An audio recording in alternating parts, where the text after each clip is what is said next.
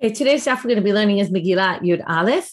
Today's daf is sponsored by Terry Krivosha for a speedy and full recovery of her husband Chaim Ben Fegariva, Chaim Herring, who's suffering from COVID. Fu'ah Shlema.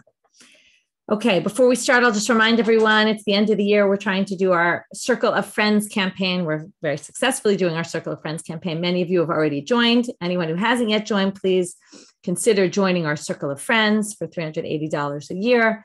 Or in other currencies, the comparison, it's all on our site. The Circle of Friends basically is a way to enable Hadran to continue all our activities, both the daf shiur, the weekly shiurim, the weekly content on our website, the skills classes. We're going to be starting another one very soon. As I've mentioned before, I'll mention again.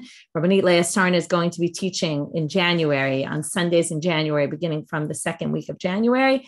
She's going to be starting to teach a series of 3 courses geared toward beginner learners, okay, for real basics in Gemara, something I know many of you are wishing for, whether it's things that maybe you've learned Gemara before, but never really learned the basics, or you haven't ever learned and this is your first time. So getting back to the real basics, things that everyone should know if you want to understand Gemara better, real basics. Then we're going to move on after that to a 4-week course that I'll be giving, building skills, where it's a chavruta-based class, and you're going to kind of be thrown into the text to try to struggle through, because the best way to really learn skills is to just work on it and kind of, the way I like to say is sink or swim, right? You basically throw yourself into it and start working on it. It's years of work, but the more you start it, the more and if you're doing daf yomi at the same time, learning the skills and then seeing them every day, everything you're learning on a daily basis is almost like an easier way to get into it, and a bit of a quicker way to be able to get over that barrier of trying to figure out how to learn Gemara on your own. So in order to be able to do all these wonderful programs, we need support. So there's my pitch for support for the Circle of Friends 2022.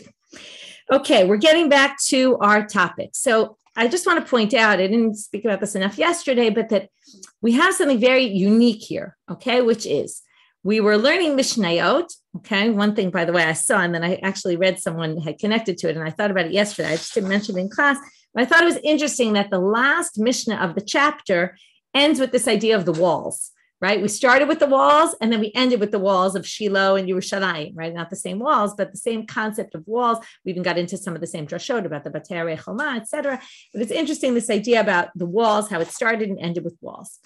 And then we basically finished the first chapter, but we end up with this big chunk of about 7 pages of Gemara that are all drashot on Megillat Esther. That's very unique. You don't really have that anywhere else in the Gemara, where now we basically have like a Midrash Agadah, right, where we're basically going to start with drashot. So before they even start with drashot on the text of the Megillah, they start with all these ptichot, which are, as I mentioned yesterday, it was a style of drasha where a rabbi would bring a verse from somewhere else and then connect it back to our topic, basically, right? To say, oh, this pasuk somewhere else is actually talking about the Megillah.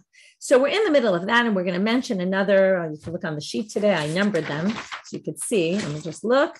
There are 13 more ptichot, 14. Sorry.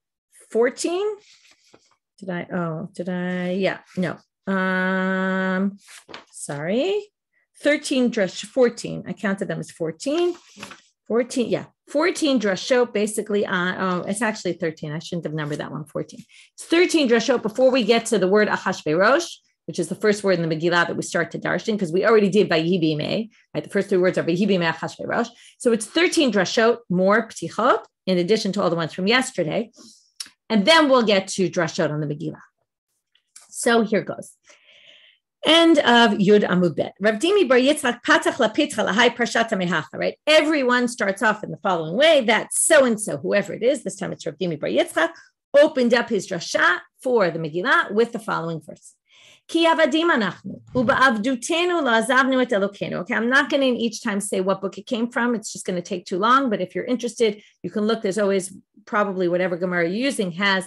If you're using a regular Gemara, it's called the Torah or, which it has a letter right next to the verse, and then it sends you that letter or number, depending on what version of the Gemara you have. It sends you to the Torah or, which tells you where you can find that verse. So ki avadim anachnu avdutenu la'azavnu Elokeinu. We were slaves, and in our bondage, we did not leave God. And God gave us chesed, meaning he was sympathetic to us in the face of the kings, the Persian kings. Matai, when did we go up against the Persian kings and we needed the chesed of Hashem to basically save us? Bisman Haman, obviously Haman, right? They were the Persians, and that's when. Rabbi Chanina bar Papa Patach Pitcha Lahai Parshat Mehacha. You took it from here. Some of these are going to be very short, and some of these are going to be more long and extensive. Here, Kavta enosh l'roshenu, banu ve'eshu v'mayim. Okay, the continuation of that verse is Batotzienu l'revayan. Many of these cases, they don't quote the whole verse. This is very typical. First of all, they just assumed you must know this pasuk by heart, because don't you know all of the Tanakh by heart? So I was in courses in Bar Ilan once with someone who actually knew. He was someone from the Chidon Tanakh. He knew, the teacher would start with a verse and he would continue to say the rest of the verse, and he'd know exactly what chapter, what pasuk. Okay, but that's unique. Nowadays, not so many people know that. Rabbi Chanina, so he brought this verse. He said, "Her kavta enosh l'roshenu, banu va'eshu v'mayim." Okay, so now the important part of this verse is we came in fire and in water, and then it says "Vatotzienu," and God brought us out l'rivaya, right, with wealth or with abundance is a better word. So now the question is, what is this ba'esh? What is this b'mayim? And what is this? When do we get taken out with abundance? Ba'esh b'mei Nebuchadnezzar harasha. The time of Nebuchadnezzar, the Babylonian, who destroyed the temple. So some people say ba'esh is obvious, which would be the burning of the temple. Okay, Rashi interestingly says that ba'esh is shitilanu l'tocha kivshan, right? He threw them into the fiery furnace. That was, according to the tradition, it was Hananiah, Mishael, and Azariah. It was Daniel's friends. Okay, so whether it's the Aish of the burning furnace where they were then saved from it and it was miraculous, or whether it was the fire of the destruction, either which one, B'mayim bimei paro, okay, and water, that's Yam Suf, right? We got thrown into the water. Vatotzi, or we went into the water, but we had no choice. Vatotzienu l'revaya bimei Haman. Where do we come out in abundance? Well, that's because Mordechai and Esther basically get put in charge of everything the Haman had, and they come out very much on the top and with abundance. Rabbi Yochanan, he started from the following verse. He remembered the chesed and the emunah and the steadfastness for Beit Israel, for the Jewish people. This is the part we're going to darshan. All the nobodies in the world, like anybody basically, saw the salvation of God. What time in history did everyone in the world see the glory of God and how he redeemed us? Well, Bimei Mordechai Esther. Why is that? Because Jews were everywhere, and everywhere the Jews were, there was a war, and everywhere there was a war, the Jews won. So that's a case where everybody in the world saw the redemption of that God redeemed us. Rish Lakish patach lepitcha lahai parshat mehacha. Ari nohem v'dov shokek, Moshel rasha al amdal. Okay, Ari, lion roars. The bear, the Quran says is ravenous. Some people say shokek is also to scream. So either way, either screams like the lion roars or is ravenous. Moshel Rashal Amdal, an evil ruler on the poor people, on a poor nation.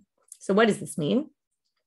Ari Nohem, again, this is describing different times in history. Ari Nohem Nebuchadnezzar Arasha. He's considered a lion. Dichtiv be, because it talks about him. Allah Aryeh Misubcho. The lion came out from its thickets, from the thickets. Dov shokek zeh Achashverosh, dichtiv be va'aru cheva acharei tanyana dam yalidov. This is in the dream of Daniel. He sees all sorts of things and they represent nations. So they say after that one came this animal that looked like a dove. V'tanei Rav Yosef, and Rav Yosef says elu parsiim. The dove, the bear, is a reference to the Persians. Why? What's the connection between bears and Persians? So he gives a whole bunch of reasons. She'ochlim v'shotim kedov. They eat and drink like a bear because they're always partying, right? The Persians, that's what the Megillah is all about. All these, right? The mishted that happened multiple times. Umisur balim basar kedov. Well, you got to imagine if they party and eat all the time, they must be heavy and fat like a bear. Umigadlim se'ar kedov. And they have long hair like they have lots of hair like a bear. I'm not sure where he gets that from. That the Persians had long hair. Maybe people knew that. A lot of hair. And they're restless like a bear. Moshel Rasha. Who's this Moshel Rasha? Evil, right? At the end of the verse, it says an evil ruler will rule on a poor people, on a poor nation. So the Haman, the Rasha is Haman, the ruler. Ve'al amdal elu Yisrael. Why were we poor? Shem dalim min mitzvot. Well, why was he able to get to us, basically, and threaten us? Because we were weak in mitzvot, and that's why we were deserving of what happened. Rabbi Elazar patach lapitcha lahai parshat hamehacha. This actually we saw in Ta'anit. Ba'atzaltayim yimach hamikare, ubeshiflut yadayim yidlof habayit. Right, from laziness, the beams on the ceiling will cave in, and then, right, the house will start dripping with water. Right, very relevant if you're in Israel and these terrible storms this week. Right, you might have leaking in your house. Right, this is basically a description of that. Right, and we all know if you're lazy, you don't take care of one of your issues in your roof, you're going to have water coming through your house. Now, again, back to the same drasha as before. Because we were lazy, what is the laziness? We didn't do mitzvah. So we didn't learn Torah. The person who hates God, which is a euphemism for God, because we don't want to say this about God, but we basically say God became mach. What is mach? Ein mach ela ani. Mach means poor, which basically means that God stopped intervening. Okay? What does it mean, poor? How do we know mach is poor? There's a verse in the Torah and says, if you can't afford it, right, that means mach is poor. How do we know? The one who puts in the rafters, well, that must be God. There's a bunch of different ways to translate this, but he puts in the rafters in the water. He kind of sets them out either in the water or with water. Not exactly clear how to explain that verse, but the point is it's a verse that talks about God, and he's called the Mikareh, the one who puts in the rafters. Rav Nachman bar Yitzchak patach lapitcha lahai parshat hamehacha. Shiur hama'alot. Lulei Hashem shaya lanu. So, it's the Song of Ascents. Were it not for God who was there with us, Yomarna Yisrael, or Lulei Hashem shaya lanu bekum aleinu Adam. If God hadn't been there for us when an Adam came up against us, now, normally, who comes up against us when we're in a situation? It's usually a king. In this case, it was an Adam. What case is an Adam? When, right, that God helped us when a person came up against us? Adam velo melech. So who must that be? Haman, right? Because Haman is the only one who was not actually a ruler and yet stood up against us. Rava patach lapitcha lahai parshat hamehacha. Birvot tzadikim yismach ha'am, ubimshor rasha ye'enach ha'am. When there's lots of righteous people, the nation will be happy. But when an evil ruler rules, they will sigh, right? Sigh out of sadness, out of tragedy. So, Birvot tzadikim yismach ha'am, ze Mordechai ve'Esther. We're going to take two verses in the Megillah that describe opposite situations. We have at the end of the Megillah, they were Tzahalav v'Samecha, the city of Shushan. They were so excited. That's because Birvot tzadikim. But Bimshol Rasha Yanach Ha'am Ze Haman Dechtiva Ir Shushan Navocha. In the beginning, right, the city was confused, was struggling, was sad, was very upset, right? It was tragic. So that's Haman. That's the right. This is again like the opposite of Baruch Haman and Baruch Mordechai and Arur Haman. Must have drunk this morning and confused those terms. Anyway, okay. So Ayir Shushan Navocha versus Ayir Shushan Tzahalav v'Samecha. Rav Matna Amar Mehacha. Kimi goy gadol asher lo Elohim krovim elav. Okay, so this, they don't really give a description, but the way they explain it is, this is who is a goy gadol where God is close to them, right? That's us. When was God close to us? Well, that's the retort to what Haman said. They're am mefuzar meforah bein amim. They're scattered all about, which he was basically saying they obviously don't have anybody with them because they're all over the place. And this is the response to say, no, God was close to us. And Ravashi Amar Mehacha, O Hanisa Elohim, right? So now what's the rest of the pasuk? You have to read it. O Hanisa Elohim lavo lakachalo goy mikerev goy. When were we a nation taken out from another nation? And b'masot, b'otod, b'maftim, right? With all these wonders, right? Where they compare, basically the pasuk is saying, like in Yitziat Mitzrayim, they're comparing this story to that. They're saying this is also a reference to the Megillah. Okay, next. Now, you might think that right now we're getting to the Megillah because they're quoting this verse, but not really. We're not really getting to it yet. We're still in the Petich Ta'od, and you'll see that soon. Okay, Vayehi is made up of two things, Vai and He, which are both languages of sighing, crying out, upset. So we already learned yesterday that Vayehi b'imei is a foreshadowing of something bad to come. So it's Vai v'Hi. There were two tragic things that happened. This is in the Klalot at the end of Sefer. I think this is one in Dvarim, if I remember correctly.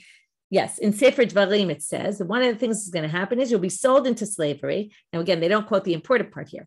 You'll be sold you'll be sold into slaves. That's already bad. That's number one. But the end of that verse is ve'ein koneh. It's bad enough to be sold into slavery, but then if nobody buys you, that's even worse. So basically, you're going to be sold, no one's going to buy you. That's the Megillah. Why is that the Megillah? Because they were sold to be slaves, but nobody wanted them because they were about to be killed. Why would you buy a slave that has a death wish on their head, right? And then Haman said, we're going to kill you all. Nobody wanted to buy them. That was Rav's explanation. Ushmuel Hamal, he brings a different verse. Loma astim, again, a verse from somewhere else. Loma astim v'lo ga'altim lechalotam. Okay, I won't despise you. I won't think, right? I won't think of these awful things about you in order to destroy you. And then the continuation is, L'chalotam lahafir briti itam. I won't break our covenant, God promises. Why is that? Loma astim. So now we're going to say this is different stages where God could have destroyed us, but didn't. Okay, or could have let us be destroyed, but didn't. Loma astim bimei Yevanim. That's in the time of the Greeks. Lo ga'altim bimei Nebuchadnezzar. Now that's interesting because they did kind of get wiped out, but not entirely, right? So they did the temple was destroyed. Some people actually say this is the Romans and not Nebuchadnezzar. Right, that they have a different version of the text. Lichalotam, to wipe them out. That's obviously bimei Haman, because right, Haman was going to wipe them out. Lahafir briti itam bimei Parsiim. Now this is a little strange because it's the Parsiim Haman, but maybe later. Or some people say there it should say the Romaim. There's a little bit of a difference of opinion about this whole thing. Ki ani Hashem Elokechem, because I am God. That's the end of that pasuk. I am God. You're God. Bimei Gog uMagog. That's in the future time. God will be there for us. B'manitetan, and now we're going to have a bit of a different version and a bit of an expanded version, where it's going to say not only who, but who are the ones who God brought to save us, basically. So b'manitetan in the Braita it says, and I charted this out, the differences between the two on the sheet, if you can look there. Loma astim bimei kastim. They have also a bit of a different version. The first one is the Kastim, which are the Babylonians. She'amadati lahem Daniel, Hananiah, Mishael, v'Azariah. Right, they're both Daniel. Well, there's Daniel, and then there's Hananiah, Mishael, v'Azariah. Those stood up in support of the Jewish people. V'lo ga'altim b'imei Yevanim, she'amadati lahem Shimon HaTzadik v'Chashmonai u'banav u'Matityahu Kohen Gadol. Those are all the people that helped the Jewish people to survive. Right, you have Shimon HaTzadik, who is more the spiritual leader, and then you have the ones who went to battle, which was the Chashmonaim. L'chalotam, to wipe them out, b'imei Haman. Here we know, obviously, she'amadati lahem Mordechai ve'Esther. La'afer briti itam b'imei Parsiim, and this is why people say it really is the Romaim, because ha'amadati lahem shalbeit Rebbe v'chachmei adorot. Right, what's at the end? This goes back to what we talked about yesterday. The theme of the Bavli is always the rabbis or the true heroes, and they're the ones who stood up against the Romans, and that's the last group. But there's one more group, which is in the future. Right? In the future, no one is going to be able to rule against you. Rabbi Levi Amar Mehacha. This is how we know we're still in these introductions. He would start here. V'im lo torishu et yoshvei haaretz. Yes. Oh, so by the way, I should say that it's true. The Persians were also in rule at the time, but the Romans were really the big threat, right? And Rebbe always has these things going on with the Romans, and therefore the Romans does sound like a better fit, but it's true. The Persians were also, remember we learned recently about Shavrol Malka, the Persian king. He was really a friend of the Jews, though often. It could be that there were times where it wasn't so friendly, but generally they were a more friendly type. So at that time of history. So therefore it seems to make a little more sense to say the Romans. Rabbi Levi says from here, V'im lo torishu et yoshvei haaretz. Okay, you have to read again the rest of the verse here. If you don't conquer everyone, mipnechem, right? You don't fully conquer the land. They're told, this is in Sefer Bamidbar. V'hayasher totiru mehem, whoever you lead from there, l'sikim be'enechem u'litzninim b'tzitchem. They're going to be basically like a thorn in your side. Okay, what is this a reference to? Obviously, Shaul, who didn't kill Agag from Amalek, and then from him came Haman. So he would darshan, right? He would start the story from way back then. That was really what started things. Okay, next. Rav Ashi, no, I went back too far. Okay. Rabbi Chia Amar Mehacha, last one of this list. Baya ka'asher dimiti lasot lahem e'eseh lachem. Okay, that's the next verse. after the verse that says, because if you don't fully conquer them, right, then what's going to happen? Whatever I was planning to do to them, I will do to you. That was the Purim story where God really wanted to wipe us out. Or, at least it was the beginning of the story was we were going to be wiped out. In the end, we get saved, but there was intent to wipe us out like he was planning to do to our enemies because we didn't fulfill what we were supposed to. Okay, that's the end of those 13 drashot, ptichot. It's not really 13. I counted just from today's daf. There were also a number in yesterday's daf.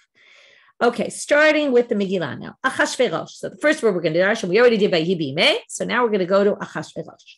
Amarav, we're now going to darshan the word Achashverosh, his name, because that's what the rabbis do, right? They darshan names. Ravam, Amarav. Achiv Shalosh uben Gilo Shalosh. He was the brother of the head, and he was the same age as the head. But Ben Gilo doesn't really mean the same age. We're going to see he acted like him.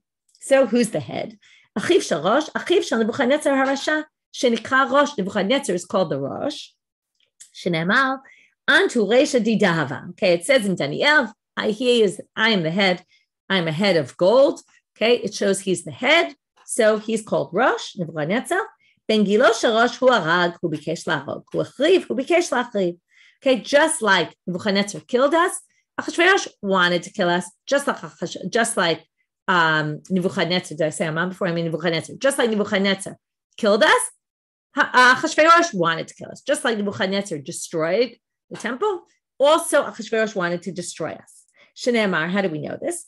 It says, "B'malchut Achashverosh b'tchilat malchuto katvu sitna al yoshvei Yehuda v'Yerushalayim." What do you mean he wanted to destroy the temple? So they say, I don't know if you know this, but he has a cameo appearance in Sefer Ezra, and it says that in the beginning of Achashverosh's reign, he joined this sitna, this thing that all these other kings wrote about trying to stop the Jewish people from building the temple.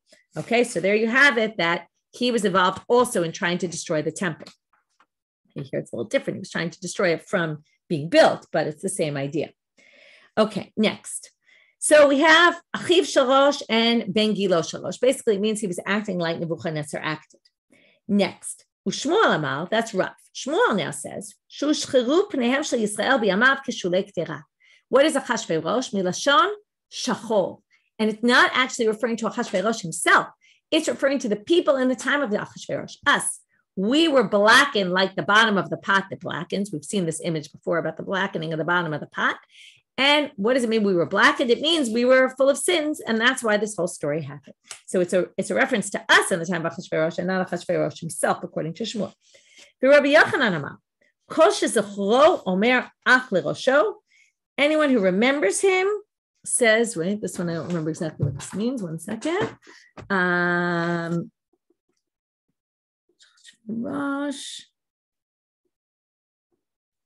Right. Ach is oi. Okay. Anyone who recalls him says, woe upon his head. Okay. That, too bad for him. Like he was, bad things about him.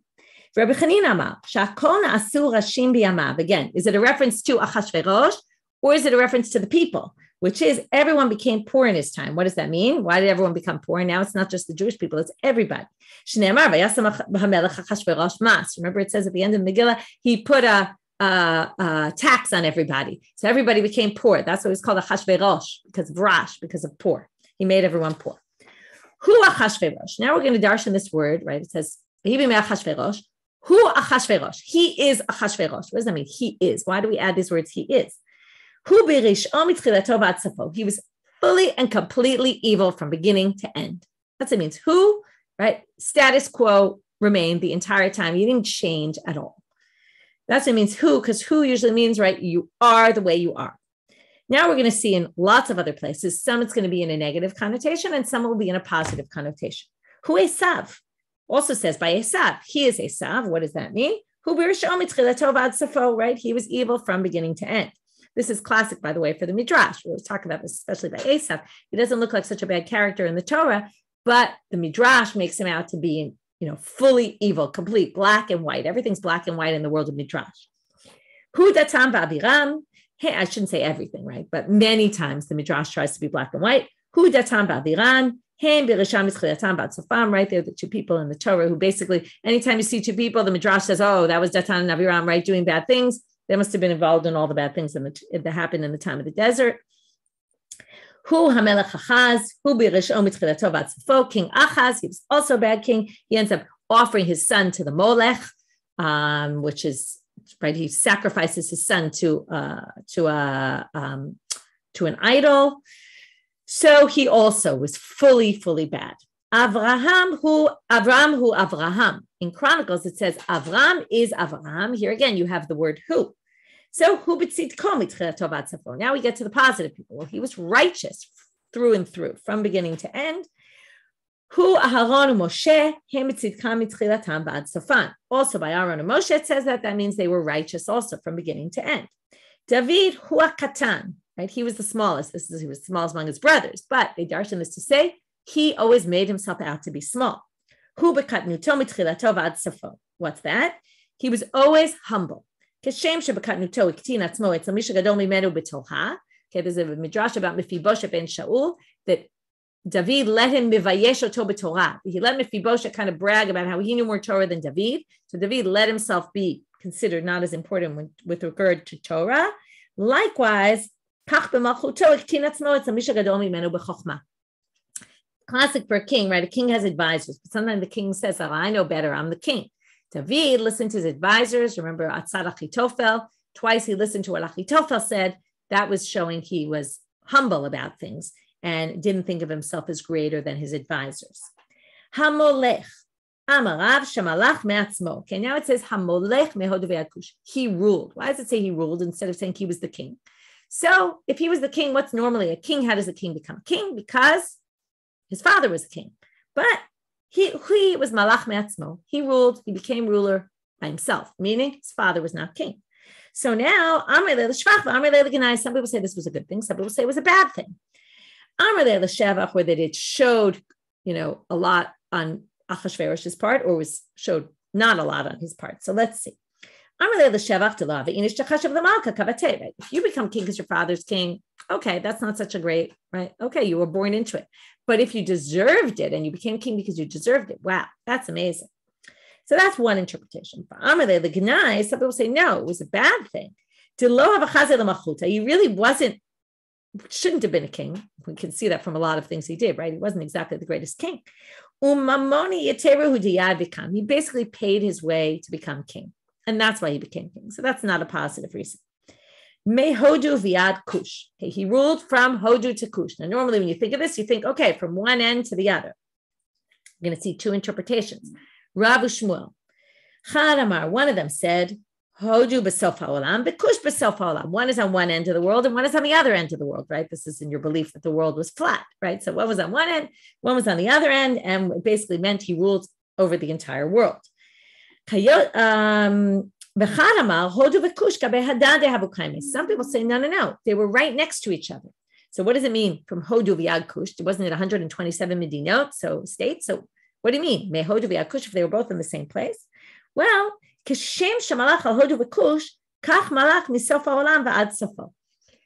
was the kingdom? The center of the kingdom was in Hodu and Kush. Now, you imagine a king who rules over many, many places, and some are very far away. He might not have such a stronghold there because he's not there. The point of saying Mehodu v'Kush means just like he rules in Hodu v'Kush, which is right where he is in the center, in that same way he's able to rule over every other place in the world. Okay, so it means the same thing ultimately, but it doesn't mean, right, it's a bit of a serious debate about whether Hodu v'Kush were right next to each other or they were very far from each other. Next. They're now going to say we have the exact same machloket by Shlomo HaMelech.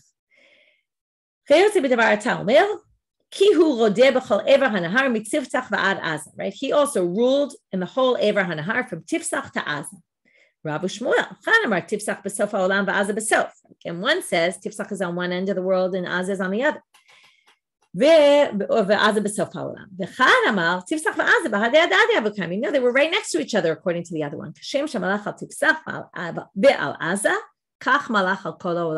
Again, we see that both Shlomo and Achashverosh was said that they ruled over the entire world, and that's going to get us into something we're going to see in another 2 minutes. Okay, it's a very weird way to say it. It says 7 and 20 and 100. Now, happens that Tanakh sometimes does speak this way, right? Like by Chaye Sarah, it says it also is actually the same number.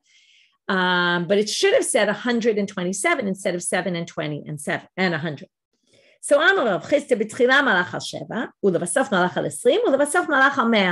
first he ruled over 7, he gradually became king, right? Then he ruled over 20, another 20, then he ruled over 100. But then the Gemara says, what are you going to do about the Amram? It says his, right, Moshe's father, he lived 100 and, right, he lived 7 and 30 and 100 years. What are you going to darshan about that? So they say, shani hacha dekra yeteru. Our pasuk is different because our pasuk is not necessary. That pasuk was necessary to say how long he lived. But once it says Hodu v'yad kush, you already know he ruled over the entire world. Why do we need to know it was 127? Must be that we're given those words for drasha purposes. By the way, with Sarah, there's a whole famous drasha about it. There's different versions of it. But you know that she was like 7 for beauty, or she was like 7 for sin, that she barely sinned when she was even 127 years old. Right? There's a whole drasha on the 7 and the 20 and the 100. Tanu Rabbanit, Shlosha machu b'kippah. As we said before, there were 3. Well, we didn't say it before. There were 3. We saw 2. Interestingly, one of them is not going to be on our list. But both Achashverosh and Shlomo ruled on the entire world. So now we're going to say there are 3 people who ruled b'kippah. Kippah is like under Kippat HaShamayim, right? Under the heavens, basically. They ruled over everything. Who's that? The Elohim. Achav, Achashverosh, and Nebuchadnezzar. So you'll see the Shlomo's missing. We'll get back to that. How do we know that Achav ruled over the entire world? We're going to have verses to prove all of this. When Eliyahu appears after there was no rain, and Eliyahu appears, and Obadiah, the servant of Achav, finds him, right? He comes to Achav, and Obadiah greets him. And Obadiah says to him, Achav has been looking for you all over the entire world, basically. And then it says at the end of that verse, I'll read it, it says, so he says, right, if there's a goyim mamlachai, right, I swear in the name of God that Achav looked every single place for you in the world. V'amru ayin, and everybody said, we don't know where you are. And he made them all swear that they didn't see you. So now, the assumption is, how could King Achav have made everybody swear if he didn't rule over them? He must have ruled over them. Otherwise, why would they bother swearing to him? They'd say, who are you? What are we, what are you to us?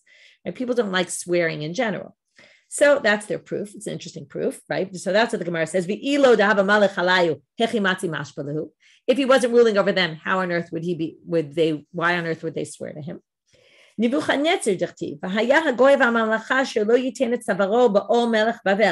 It says if there's a nation that doesn't, or a kingdom that doesn't put its neck under the yoke of the king of Babylonia, so there you see, he clearly ruled over everybody. Achashverosh hadam ram. We already proved Achashverosh because it was Mehod v'Yakush, the whole world. Now, then we're going to have 4 questions. Why are 4 people not on this list? The first one's going to be Shlomo. So Siman, they give a Siman to remember. Shas Dach, Shin Shlomo, Samach Sancherev, Daled Daryavesh, Kaf Koresh. The 2 Leica, what? There's no more. Va'iga Shlomo.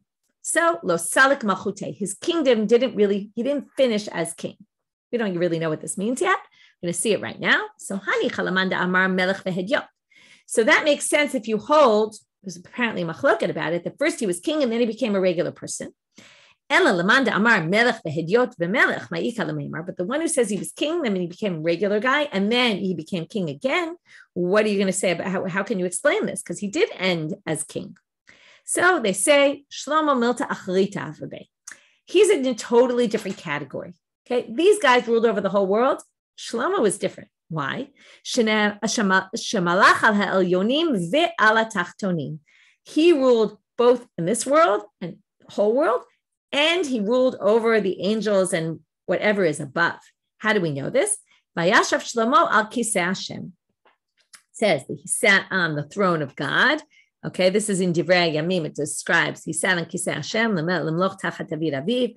So it seems that he ruled from the chair of God. That must be what was taken away from him at some point and either was given back or wasn't given back, because we know he ended his life as king over Israel, but it must be he was only king up above for a period of time and not for his whole reign. So anyway, we basically say Either you say he didn't end as king, and that's why, or you say he was in a totally different category. These people ruled over the world. He ruled over the world below and above. And that's why he's not in this list with them, because he's even higher than them. Sancherev, dichtiv. Bahava Sancherev. What about him? How do we know he rules over the whole world? Dichtiv. Mi b'chol Elohei ha'aretz ha'elu asher utzilu et artzam miyadi. Right? There's no one in any of these nations that can save their land from me. Basically, he was all powerful. So they say, what do you mean? Ha'ike Yerushalayim delo kavsha. In the time of Chizkiyahu stands up against Sancherev, and he doesn't conquer Jerusalem. So he didn't conquer the whole world. V'ha'ika Daryavesh, dichtiv, Daryavesh malka k'tav l'chol amamaya umaya v'lishana didairim b'chol ara shlamchen yiskei. He writes to every umma v'lashon, every nation that basically was underneath him. So that sounds like every nation. So they say, ha'ika shva de lo malachalayu. There were 7 that he didn't rule over. How did they get to the number 7? Because remember, he was around the time of Achashverosh. Ha'ika, so dichtiv, shvar kadam Daryavesh v'hikim al machuta la'achash tarpanya 120.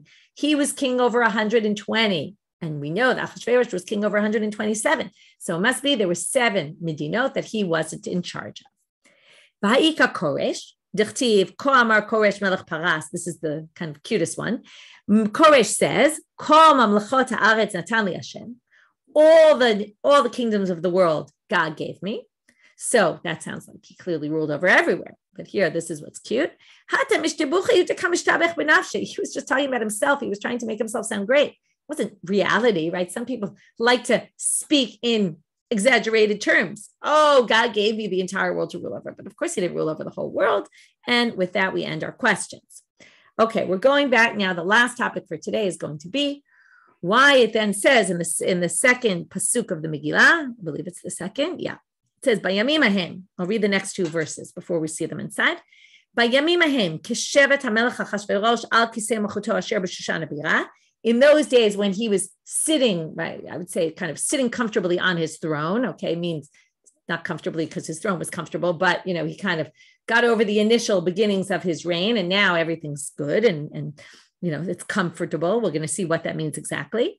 Bishnat shalosh l'malcho, and then in the 3rd year of his reign, as soon as he was shevet, right, he was sitting comfortably in his mamlacha. In the 3rd year of his reign, asam b'shtel l'chol sarav avadav. Okay, he makes a big celebration, a big party. So the big question is, Bayamim ahem kishevet hamelech uchtiv batrei b'shnat shalosh l'malcho. It says when the king was settled, and then it says in the 3rd year of his reign. So Amar Rava, my kishevet. What is this kishevet word? La'achar shenityashva da'ato. After his mind was at peace. What was his mind at peace about? Amal, he said the following. Bal Shitzal chashav v'ta'a. Ana chashiv nevelo ta'ina. Bal Shitzal, who came before me, he made a mistake in the calculation of the years. Okay, what years? We're going to see in a minute. He says, I'm not going to make the same mistake that Bal Shitzal made. So in order to understand this, we're going to have to read a whole story, and then we'll finally understand at the end. Mahi, what is this? What chishuv? What calculation were they doing? Dichtiv ki lefi milot leBavel 70 shana efkod etchem, uchtiv lemalot lechovot Yerushalayim 70 shana. Right? It says when the 70 years are up, leBavel to Babylonia, I will redeem you, and lemalot lechovot Yerushalayim 70 shana. Right? To the end of the destruction of Jerusalem, 70 years. So he said, Belshazzar said, I'm going to calculate these 70 years. And he understood the word Bavel literally from when Bavel came to reign. When was that? When Nebuchadnezzar became king. So it says, he said, chashuv, right? He did this chishuv, he did this calculation. Arba'im, I put all these things, I charted them out on the page so you can see what we're going to basically have. His calculation, Achashverosh's calculation, which also was a mistaken calculation, and then the real calculation. Chashuv 45 Nebuchadnezzar. So he counted 45 from the time of Nebuchadnezzar. He reigned for 45 years. The next ruler was Avil Merodach. He ruled for 23 years. So that gets you 45 and 23 is 68. Vitarte Didei, and then 2 years of his reign. Belshazzar was king for 2 years. And then Hashivim, he gets to 70. Apikmane, so now in the 3rd year of Belshazzar's reign, we're not yet in the 3rd year of Achashverosh's, we'll get there soon. In the 3rd year of Belshazzar's reign, what does he do? He says, oh, look, the Jews haven't come back. They were promised they're going to come back after 7 years. I don't see any Jews here. He says it must be, it's not going to happen. the prophecy won't be fulfilled. And therefore he says, he takes out at his party the kelim of the Beit HaMikdash and starts to serve on them because he says clearly the Jews aren't coming back, right? He feels this huge victory. So now we want to know how we got to this count. So Nebuchadnezzar minalan da 45 shnim malach. How do we know he ruled for 45 years? Da amar mar, galu b'sheva, galu b'shmone, galu b'shmone esrei, galu b'chasrei. Okay, there's a statement that says the Jews went to exile in the 7th year, in the 8th year, in the 18th year, and in the 19th year. Now they went to exile twice. Why twice? The first exile was in the time of Yehoiachin, where the imported prominent Jews get taken to Babylonia. And then later in Tzidkiyahu's reign, and we'll talk about, it's basically 11 years later in Tzidkiyahu's time, they get taken, right? The temple is destroyed. So what's this 7 and 8, 18 and 19? What are we talking about? Galu b'sheva lekibush Yehoiakim. First, Nebuchadnezzar starts and he basically conquers the Jews, Yehoiakim's time. He doesn't send them to exile yet. Yehoiakim was before Yehoiachin. So when did they go to Galut? 7 years to when they captured Yehoiakim. Captured Yehoiakim in the 2nd year of Nebuchadnezzar's reign. We're going to see that in another minute or two. And therefore, 7 years later in the 8th year, because if you count, again, it's always an issue of how you count, but 2, 4, 5, 6, 7, 8, and then right, you have to kind of count 2 and 8. They somehow get to the fact that it was 8. It was 7 years later, and then they say, how do you say? Galut b'sheva lekibush Yehoiakim, Galut Yehoiachin. In other words, the Galut of Yehoiachin was 7 years after he captures Yehoiakim. She'ish shmone leNebuchadnezzar. It was 8 years to when Nebuchadnezzar reigned. Maybe it means it was really in the 9th year, I'd have to say, but it was 8 years. Okay, in the 8th year of Nebuchadnezzar. So that's Galut b'sheva, Galut b'shmone, 7 years after Yehoiakim gets conquered, which is 8 years from when Nebuchadnezzar became king. Galut b'shmonasrei lekibush Yehoiakim, Galut Tzidkiyahu. What's the shmonasrei? Tzidkiyahu, when they do the destruction of the temple, that's 18 years after Galut Yehoiakim, because it's 11 years after Galut Yehoiakim. It's 18 years after Galut Yehoiakim, the capturing of Yehoiakim, and which is 11 years after the Galut, the exile in Yehoiakim's time, which was 19 Nebuchadnezzar. So the 18 and 19 is 18 to Yehoiakim and 19 to Nebuchadnezzar's rule. So that gets you up to 19 years of his rule. Damar mar, Shana Rishona kibesh Ninveh, Shniya kibesh Yehoiakim. In his 2nd year, he captured Yehoiakim. Uchtiv vayihi b'shloshim b'sheva shana legalut Yehoiakim melech Yehuda b'shneim chodesh b'esrim v'chamisha lechodesh. The pasuk tells us in the 37th year of the reign of Nebuchadnezzar, right? Sorry, I said that wrong. 37 years after the galut of Yehoiachin, right, which was 8 years into his reign, then ב-12 חודש, ב-25 לחודש, נשא אביהו מרודח מלך בבל בשנת מלכותו את ראש יהויכין מלך יהודה ויוצא אותו מבית הכלא. Right, Yehoiachin gets taken out of jail. How many years later? This is 37 years. Avihu Merodach becomes king. Right, it says b'shnat malchuto. That means in the 1st year of his reign. So what do you have? Tamne, 8 years from the beginning. That was to Galut Yehoiachin. From Galut Yehoiachin until the end of Achashverosh's reign is now Taltzin B'Sheva, another 37 years, because then already Avihu Merodach is there. So Harei 45 Nebuchadnezzar. So there you do simple math. 8 plus 37 is 45. So he was 45 years. How do we know he ruled for 23 years? This is going to be easy. It was basically a tradition. Vitarte Dide, then Belshazzar, what happened? And he ruled for 2 years. That gets you up to 70. After the 2 years were up, he says, the Jews are not back. So Amal Hashta Vadai Tulam Parke, they're for sure not going to be redeemed. So he takes out all the kelim and he uses them this way we already saw before. And here we're going to see it in the verse.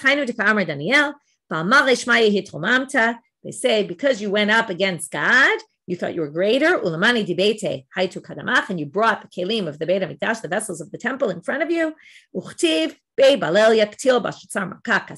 He gets killed that night.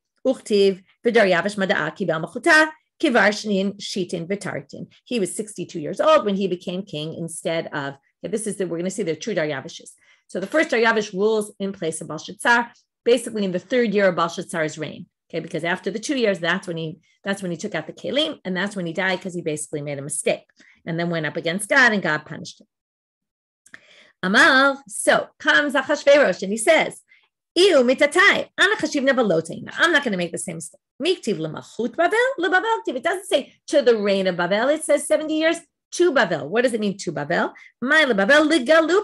From the exile. Now, what was the problem though? He counted from the wrong exile. He counted from the exile of Yehoiachin. So, Kama B'tziran, what's the difference between his count and Belshazzar? 8 years, because Yehoiachin was in the 8th year. Timne, Chashiv Ayel Chilufayim. So now, let's figure out those 8 years. Chada de Belshazzar, there's the 3rd year of Belshazzar, which is the year he dies. Chamesh de Daryavish v'Koresh. Somehow, it's not said in the Psukim, but they assume that Daryavish and Koresh reigned for 5 years altogether between the two of them. And then Tarte Didei, 2 of his, that gets you up to the 8. V'Hashiv'in, that gets you to 70. After he ruled for 2 years, he said the same thing. He made this party by taking out the Kelim of the Beit HaMikdash. He says, I must have beaten the Jews. The Jews are not going to go back to their land. Below Ifrit. He sees 70 is over and they didn't get redeemed. Amar Hashtabadai Tulomi Parke, they'll never get redeemed. Apit Mane de Beit HaMikdash V'Ishtamish Bu. So he takes out the Kelim of the Beit HaMikdash and he uses them. Now you have to explain, why didn't Achashverosh get killed just like Belshazzar did? Well, his wife gets killed. But wait, he did a good calculation. No, he made a mistake. He should